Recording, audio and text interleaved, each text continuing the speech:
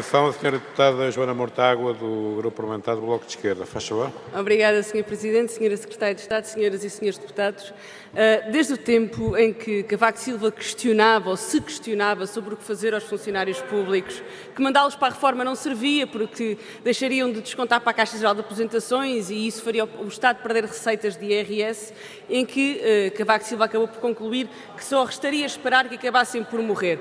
Desde esse tempo que a direita se pergunta o que fazer aos funcionários públicos, como atacar os funcionários públicos e, verdade seja dita, como atacar os serviços públicos que esses funcionários garantem e tentaram de tudo. Cortes salariais e diminuíram em 30% o ganho médio por hora dos funcionários públicos durante o seu governo. Cortes nos subsídios de Natal, nos subsídios de férias. Despediram quem puderam despedir e sempre que puderam despedir. Aumentaram os impostos, aumentaram as contribuições, aumentaram o horário de trabalho e esbarraram umas quantas vezes à custa deste ataque na Constituição, mas nem assim desistiram de tentar responder à questão de Cavaco Silva o que fazer aos funcionários públicos, nem assim desistiram de tentar despedir os funcionários públicos. É irónico que tenha sido o próprio Cavaco Silva, enquanto Presidente da República, a enviar para o Tribunal Constitucional a lei em que previa o despedimento de funcionários públicos e que o Tribunal Constitucional veio a chumbar por declarar que esse despedimento era inconstitucional.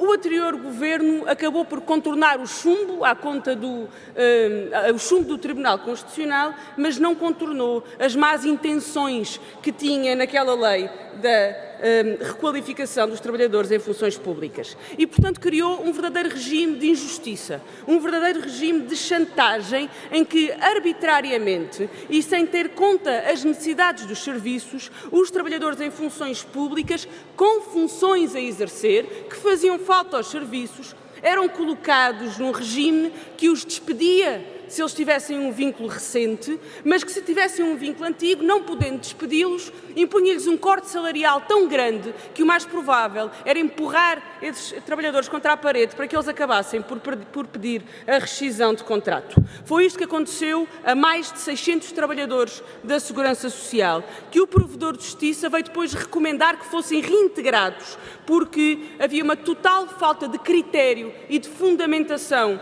na decisão de enviar esses 600 trabalhadores para a requalificação. Houve até uma grande sensibilidade social por parte do Ministério do atual deputado Mota Soares em enviar até doentes oncológicos e com esclerose múltipla para este regime de requalificação, uma verdadeira sensibilidade social.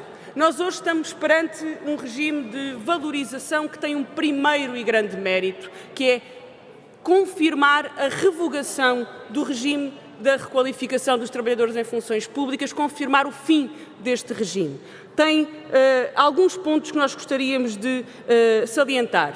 Segundo, resulta de um processo negocial, coisa que o anterior governo sempre recusou fazer com os sindicatos dos trabalhadores em funções públicas. Terceiro, não prevê qualquer corte salarial destes trabalhadores em regime de requalificação.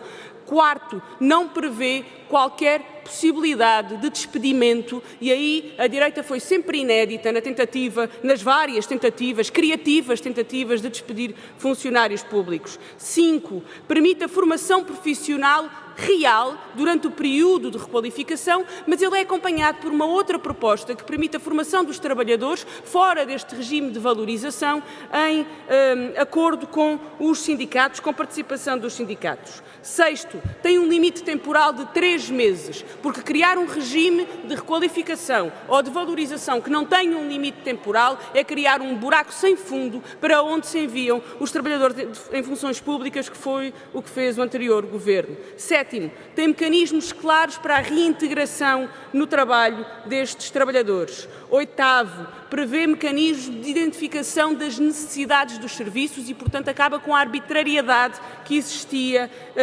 no anterior governo. Nono, garante que o trabalhador mantenha a categoria, a posição e níveis remuneratórios detidos na sua situação anterior. E décimo, introduz a necessidade de acordo do trabalhador em situações de mobilidade. E, portanto, o PSD anda aqui às voltas e às voltinhas, vai ter que dizer que não concorda com este regime porque ele não permite despedir trabalhadores. E nós vamos discutir com certeza este regime pela primeira vez. É um verdadeiro regime de valorização, vamos discuti-lo com certeza. Muito obrigado, Sra. Deputada. Não tem pedido de esclarecimento.